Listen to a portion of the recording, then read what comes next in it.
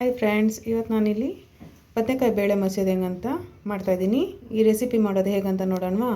ಇದಕ್ಕೆ ಮೊದಲಿಲ್ಲಿ 4 ಬದನೆಕಾಯಿ ತೊಗೊಂಡಿದ್ದೀನಿ, 1 ಕಪ್ಪಷ್ಟು ತೊಗರಿಬೇಳೆ ತೊಗೊಂಡಿದ್ದೀನಿ, 1 ಬೆಳ್ಳುಳ್ಳಿ ಬಿಡಿಸಿಕೊಂಡಿದ್ದೀನಿ, ಮೀಡಿಯಮ್ ಸೈಜ್ 1 ಈರುಳ್ಳಿ ಕಟ್ ಮಾಡಿದ್ದೀನಿ, 5 ಟೊಮೆಟೊ, 12 ಹಸಿಮೆಣಸಿನ್ಕಾಯಿ, ಒಗ್ಗರಣೆಗೆ 1 ಟೇಬಲ್ ಸ್ಪೂನಷ್ಟು ಎಣ್ಣೆ, ಸಾಸಿವೆ, ಇದು ಒಗ್ಗರಣೆ ಸಾಮಾನೇ.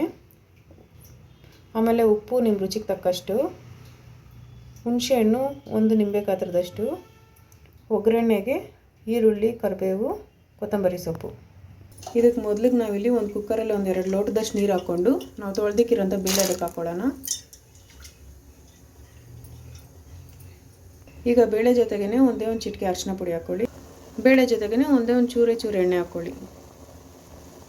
ಈಗ ಜೊತೆಗೇ ನಾವು ಕಟ್ ಮಾಡಿಟ್ಟಿರೋಂಥ ಟೊಮೆಟೊ, ಈರುಳ್ಳಿ, ಬೆಳ್ಳುಳ್ಳಿ ಜೊತೆಗೇ ಹಸಿಮೆಣಸಿನ್ಕಾಯಿನೂ ಅದಕ್ಕೆ ಹಾಕ್ಕೊಳ್ಳಿ. ಈಗ ಇದಕ್ಕೆ ಕ್ಯಾಪ್ ಹಾಕ್ಬಿಟ್ಟು 2 ವಿಸಿಲ್ ಕೂಗಿಸ್ಕೊಳ್ಳಿ. ಈಗ ನಾವು ತೆಗೆದಿಟ್ಟಿರುವಂಥ ಬದನೆಕಾಯಿಲ್ಲ ಈ ಥರ ಚಿಕ್ಕ ಚಿಕ್ಕದಾಗಿ ಕಟ್ ಮಾಡಿಕೊಂಡು ಸಪ್ರೇಟಾಗಿ ಬೇಯಿಸ್ಕೊಳ್ಳಿ. ಇದು ತುಂಬ ಬೆಂದೋದ್ರೆ ಚೆನ್ನಾಗಿರಲ್ಲ, ಹಾಗಾಗಿ ಒಂದು 5 ನಿಮಿಷ ಬೆಂದರೆ ಸಾಕು. ನೋಡಿ ಫ್ರೆಂಡ್ಸ್, ಬದನೆಕಾಯಿ ಒಂದು 5 ನಿಮಿಷ ಚೆನ್ನಾಗಿ ಬೆಂದಿದೆ. ಇಷ್ಟು ಬೆಂದರೆ ಸಾಕು, ಸ್ಟವ್ ಆಫ್ ಮಾಡ್ಕೊಂಬಿಡಿ. ನೋಡಿ ಫ್ರೆಂಡ್ಸ್, ಈಗ ಬೇಳೆನೂ ಚೆನ್ನಾಗಿ ಬಂದಿದೆ. ಇದನ್ನ ಮಸ್ಕೊಳ್ಳೋಣ ನಾವು. ಮೊದಲಿಗೆ ಬೇಳೆ ಮಸಿಯೋ ಪಾತ್ರೆಗೆ ಕೊತ್ತಂಬರಿ ಸೊಪ್ಪು ಹಾಕ್ಕೊತಾ ಇದ್ದೀನಿ. ಈಗ ಅದೇ ಪಾತ್ರೆಗೆ ನಾವು ಬೇಯಿಸಿಕೊಂಡಿರೋಂಥ ಟೊಮೆಟೊ, ಮೆಣಸಿನ್ಕಾಯಿ ಅದೆಲ್ಲ ಹಾಕ್ಕೊಳ್ಳಿ. ಬೇಳೆನ ಏನು ಇವಾಗಲೇ ಫುಲ್ ಹಾಕ್ಬಿಡ್ಬೇಡಿ ಫ್ರೆಂಡ್ಸ್, ಬರೀ ಟೊಮೆಟೊ, ಮೆಣಸಿನ್ಕಾಯಿ, ಈರುಳ್ಳಿ ಇದನ್ನ ಮಾತ್ರ ಹಾಕ್ಕೊಳ್ಳಿ.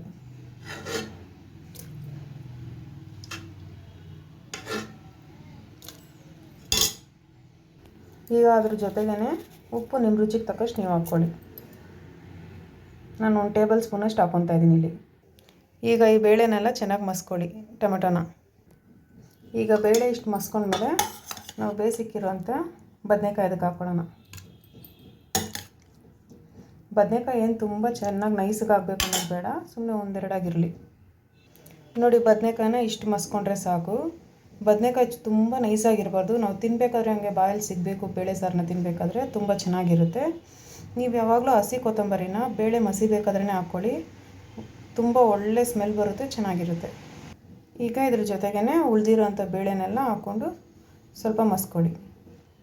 ನೋಡಿ, ಬೇಳೆನೂ ಹಾಕ್ಕೊಂಡು ಮಸ್ಕೊಂಡಿದ್ದೀನಿ. ಈಗ ನಾವು ತೆಗೆದಿಟ್ಟಿದ್ದಂಥ ಹುಣಸೆಹಣ್ಣು ರಸ ತೆಗೆದು ಇದಕ್ಕೆ ಹಾಕ್ಕೊಳ್ಳೋಣ.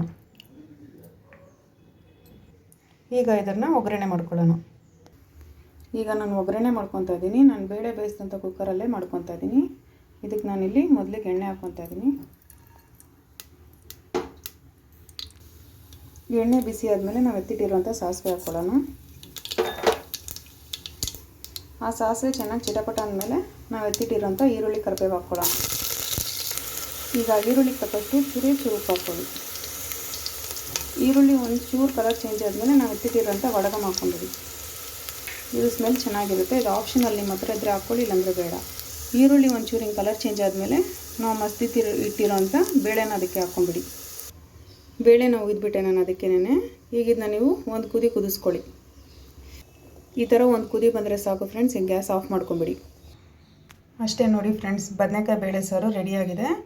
ಇದು ನಿಮಗೆ ಬಿಸಿ ಬಿಸಿ ಮುದ್ದೆ ಜೊತೆಗೆ ಚೆನ್ನಾಗಿರುತ್ತೆ, ಮತ್ತು ಅನ್ನದ ಜೊತೆಗೆ ತುಪ್ಪ ಹಾಕ್ಕೊಂಡು ತಿಂದರೆ ಒಳ್ಳೆ ಕಾಂಬಿನೇಷನ್ ಇದು. ನೀವು ಈ ರೆಸಿಪಿನ ತಪ್ಪದೇ ನಿಮ್ಮ ಮನೇಲಿ ಮಾಡಿ ನೋಡಿ. ಹೀಗೆ ನಮ್ಮ ಚಾನಲ್ ನೋಡ್ತಾ ಇರಿ. ನಮ್ಮ ಚಾನಲ್ ಸಬ್ಸ್ಕ್ರೈಬ್ ಮಾಡ್ಕೊಳ್ಳಿ, ಶೇರ್ ಮಾಡಿ, ಲೈಕ್ ಮಾಡಿ, ಹೀಗೆ ಸಪೋರ್ಟ್ ಮಾಡ್ತಾಯಿರಿ. ಧನ್ಯವಾದಗಳು ಫ್ರೆಂಡ್ಸ್.